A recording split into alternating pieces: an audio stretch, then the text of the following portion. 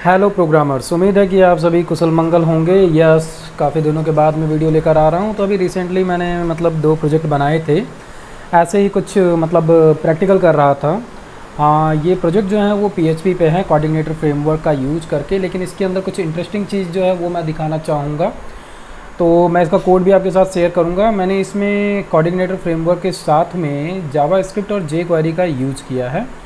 और ये प्रोजेक्ट और ये कोड मैं आपको दूंगा ताकि आप इस पे प्रैक्टिस करके कुछ और इंटरेस्टिंग चीज़ें सीख सकें। जैसे कि मैं पहले शुरुआती वीडियोस में बता चुका हूँ कि प्रोग्रामिंग लैंग्वेज कोई भी हो, लॉजिक्स और कॉन्सेप्ट सेम होते हैं, बस हमको सिंटेक्स में प्रॉब्लम आती है।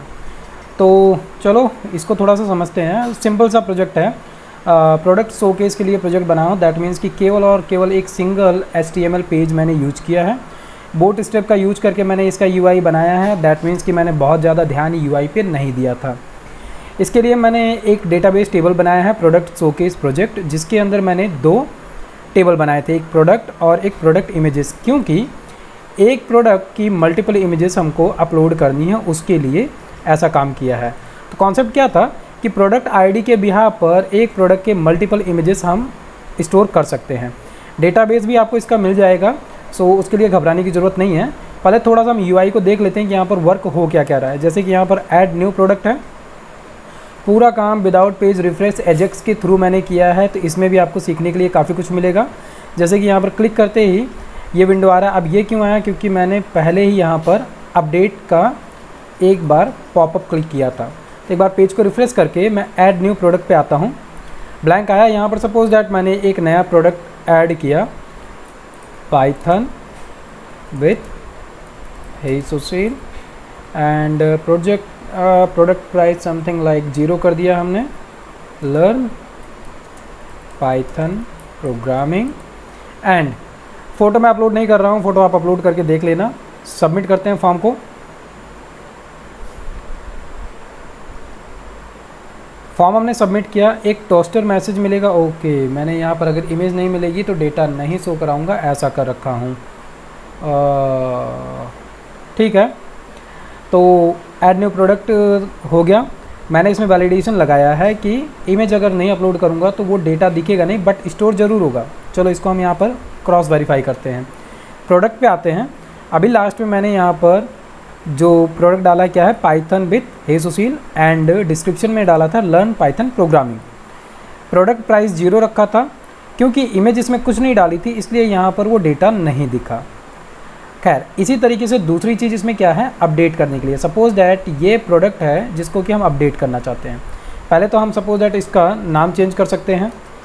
डैश करके हमने यहाँ पर नाम लिख दिया हे सुशील, और इसको हम सबमिट करते हैं। सबमिट करने के साथ में प्रोडक्ट सबमिट हो गया। हमको product detail updated successfully toaster message में मिला, और ये प्रोडक्ट अपडेट हो चुका है, और ये डेटाबेस में भी अपडेट हो चुका है। इसको अगर हम अभी रिफ्रेश करते हैं तो हमको यहाँ पर नाम मिल गया ये। ठीक, इसके अलावा अगर हम चाहें तो यहाँ पर क्लिक करके पर्टिकुलर इमेज को डिलीट कर सकते हैं। ये कॉन्सेप्ट भी मैंने इसमें लगाया था, क्योंकि हम डेटाबेस में अलग टेबल में हर एक इमेज को रख रहे हैं, मतलब कि हर एक इंडिविजुअल इमेज की ID हमको मिल जा रही है। तो इस काम को भी मैंने यहाँ पर किया था कि क्लिक करने के साथ में ये इमेज यहाँ से डिलीट हो जाएगी, और इसका मैसेज भी हमको हाथों हाथ यहीं मिलेगा, सिंगल इमेज डिलीटेड सक्सेसफुली। तो ये कुछ इंटरेस्टिंग चीज़ें हैं जो मैंने इस कोड में किया है। अब चलो इसको मैं थोड़ा सा आपको बताता हूँ, बाकी तो आप डाउनलोड करके इसको खुद ही देखना करना सीखना। प्रोडक्ट का जो क्या कहते हैं, CI का जो पूरा फोल्डर है वो ये है। CI में अभी जैसे मैंने लास्ट में एक प्रोजेक्ट बनाया था कोऑर्डिनेटर फ्रेमवर्क पे अकाउंट प्रोजेक्ट करके, तो आप में से जिन लोगों ने किया होगा उनको CI का आइडिया हो चला होगा, या जिनको पहले से और यूज करना चाहते हैं उनको इसमें से काफ़ी चीज़ें सीखने को मिलेंगी। क्योंकि कोऑर्डिनेटर फ्रेमवर्क के अंदर हमको जो मेन फोल्डर मिलता है वो मिलता है एप्लीकेशन फोल्डर के अंदर। इसके अंदर जो मैंने ये काम पूरा का पूरा किया था, इसमें एक और इंटरेस्टिंग चीज़ है कि इसके लिए मैंने कोऑर्डिनेटर में API क्रिएट किया था, और API के थ्रू सारा काम कराया है। ठीक है, तो ये चीज़ दिमाग में रखना। API के लिए क्या है कि गिटहब पर हमको कोऑर्डिनेटर API की लाइब्रेरी और कुछ फाइलें मिलती हैं। तो चलो पहले हम उसको देख लेते हैं। कॉन्फ़िगरेशन फाइल फोल्डर के अंदर हमको एक rest.php नाम की फ़ाइल लाकर रखनी पड़ती है। इसके अंदर पहले से ही प्रीडिफाइन कुछ कोड हमको मिलते हैं, जिसको कि हमको इसमें कॉपी पेस्ट करना पड़ता है। ठीक, पहली चीज़ ये हो गया रेस्ट PHP। इसके अलावा कॉन्फ़िगरेशन के बाद में हमको कंट्रोलर के अंदर एक क्या कहते हैं फाइल लाकर रखना पड़ता है, जिसका नाम मैंने यहाँ पर दिया था item.php। item.php जो है ये एक फ़ाइल हमको गिटहब से मिलती है। तो कंट्रोलर का नाम कुछ भी रख लें, इसमें मेन चीज़ जो होती है वो होती है कि इसमें जो एक्सटेंड की गई क्या कहते हैं जो पेरेंट क्लास है उसका नाम होता है रेस्ट कंट्रोलर, और वैसे जो हम बाय डिफ़ॉल्ट एक्सटेंड करते हैं पेरेंट क्लास उसका नाम होता है ci_controller। तो रेस्ट कंट्रोलर हम यहाँ पर एक्सटेंड करते हैं, दैट मीन्स कि इसको भी हमको डिफ़ाइन करना पड़ेगा, ठीक।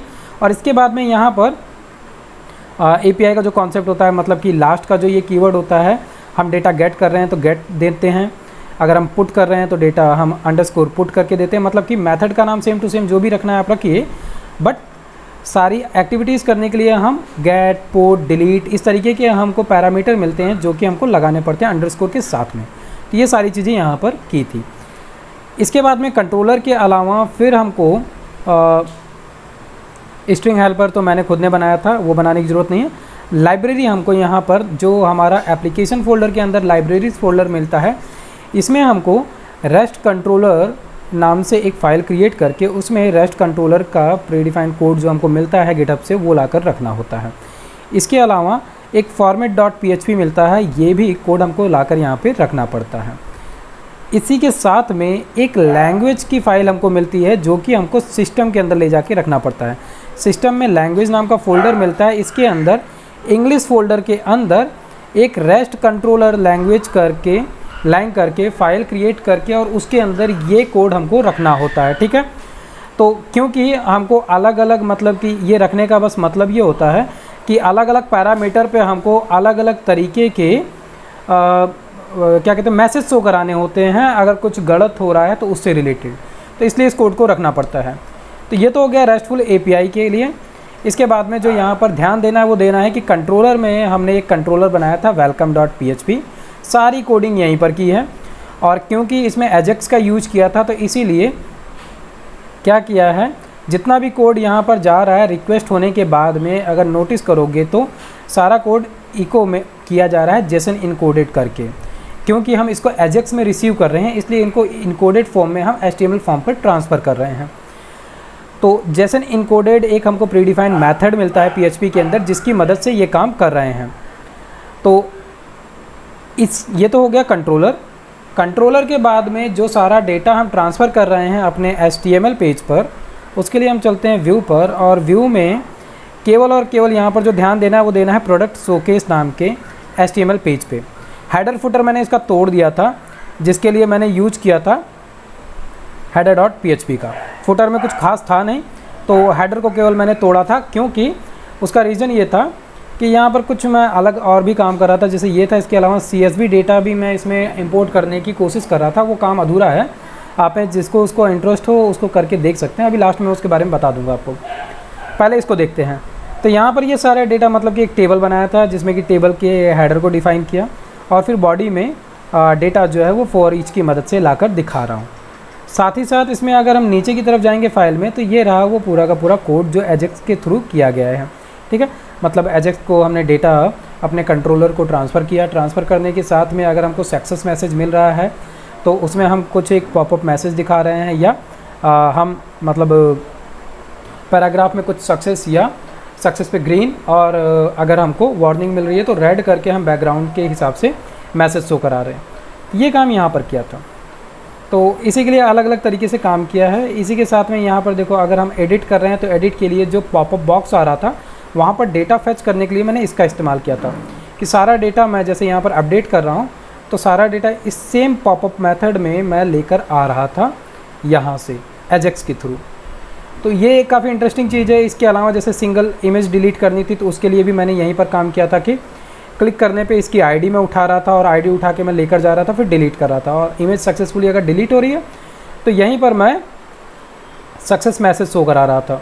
यह है ना data.success। अब ये सक्सेस जो था ये मैं लेकर आ रहा था वेलकम से, एक मैसेज लेकर आ रहा था जो यहाँ पर मैं शो करा रहा था। तो इस तरीके की बहुत अच्छी अच्छी चीज़ें इसमें मैंने की हैं। आप इसको करो, देखो, सीखो इसको, और कुछ एक अगर क्वेरी रहती है तो आप मुझे उसको कमेंट कर सकते हैं। साथ ही साथ अगर किसी को उसका आंसर आता है और मैं लेट हो जाता हूँ आंसर देने में, तो आप उसका आंसर दे सकते हैं, because it's a free platform and free community. तो ये हमारी रिस्पॉन्सिबिलिटी बनती है कि कुछ एक चीज़ों में हम भी थोड़ा सा अपनी नॉलेज को शेयर करें। इसके अलावा अब ये तो हुआ जो मैंने मतलब ये पूरा केवल और केवल प्रोडक्ट शोकेस का कॉन्सेप्ट हुआ। इसके अलावा मैंने यहाँ पर ट्राई किया था कि CSV का डेटा हम कैसे रिट्रीव करते हैं। तो उसके लिए मैंने यहाँ पर एक छोटा सा प्लेटफॉर्म बनाया था कि आप अपने हिसाब से किसी भी CSV डेटा को यहाँ पर अपलोड करो, सबमिट करो। सबमिट करने के साथ में मैंने यहाँ पर एक कंट्रोलर बनाया था csvdata.php नाम से। और इसमें मैंने किया क्या कि मैं उस CSV डेटा को ले रहा था और CSV डेटा को लेने के साथ में उसको मैं ट्रांसफ़र कर रहा था। जैसे ये पूरा कॉन्सेप्ट यहाँ पर है कि सबसे पहले हमने फ़ाइल की मदद से CSV फाइल को लिया, उसमें कुछ हमने कंडीशन लगाई कि भाई साइज क्या कहते हैं 0 ना हो, या फिर एरर जो है फाइल का एरर मैसेज जो है वो 0 ना हो। तब हम अंदर आएंगे, इसकी मैक्स साइज़ डिफ़ाइन किया और फाइल को हमने लिया। अब यहाँ पर जो भी CSV फाइल को रीड करने के लिए हम फाइल हैंडलिंग की ही मदद लेते हैं। तो जैसे fopen मतलब कि फ़ाइल ओपन मेथड का यूज़ करके हमने CSV फाइल को सबसे पहले रीड मोड में ओपन किया। रीड मोड में ओपन करने के बाद में फाइल गेट CSV नाम का हमको एक मेथड मिलता है, जिसकी मदद से हम अगर कोई भी CSV फॉर्मेट की फ़ाइल है तो उसके डेटा को हम गेट कर सकते हैं। तो इसमें कुछ प्री डिफाइन क्या कहते हैं पैरामीटर्स होते हैं, आर्ग्यूमेंट्स होते हैं जो हमको देने होते हैं, वो हमने दिया। इसके बाद में हमने इसको एक्सप्लोड किया किसकी मदद से कि जहाँ जहाँ कोबा मिल रहा है उसकी वहाँ से इस पूरे CSV को तोड़ दो। वो क्योंकि हमने कॉलम हमको अलग अलग चाहिए थे, तो कॉलम को हमने तोड़ दिया और तोड़ने के बाद में फिर HTML एस्केप की मदद से हमने सारे कॉलम को स्ट्रिंग फॉर्मेट में ले लिया। लेने के बाद में ये सब कुछ हमने एरे में डाला और एक हमने वाइल लूप चलाया। वाइल लूप चलाने के बाद में इसमें से जितना भी डेटा था वो सब तोड़ने के बाद में हमने एट द लास्ट सबको एक CSV डेटा नाम के वेरिएबल में स्टोर किया और स्टोर करने के बाद में इसको मैंने यहाँ पर केवल सिंपली प्रिंटर की मदद से प्रिंट कराया है और एक मैसेज शो कराया है। तो ये होगा क्या, अब इस मैसेज को आपको देखने के लिए करना क्या पड़ेगा, ये ध्यान रखना। इसको सबसे पहले इंस्पेक्ट एलिमेंट में आपको ओपन करना पड़ेगा, क्योंकि इसका सारा सक्सेस मैसेज जो है आपको यहाँ नहीं दिखने वाला है, वो दिखेगा आपको नेटवर्क में। ठीक है, नेटवर्क में दिखेगा जब आप इसको यहाँ से क्लियर कर दिया करना। जैसे अभी मैं इस फाइल को अगर रिलोड करता हूँ, इसको हम राइट साइड में ले चलते हैं और कुछ ऐसे करते हैं। ठीक है, ये डेटा कुछ इस तरीके से आएगा, तो इसको पहले यहाँ से क्लियर कर देना और फिर यहाँ से एक CSV फाइल को चूज़ करना, सबमिट करना। सबमिट करने के बाद में उसका जो भी सक्सेस रिपोर्ट है वो यहाँ पर आपको दिखेगा।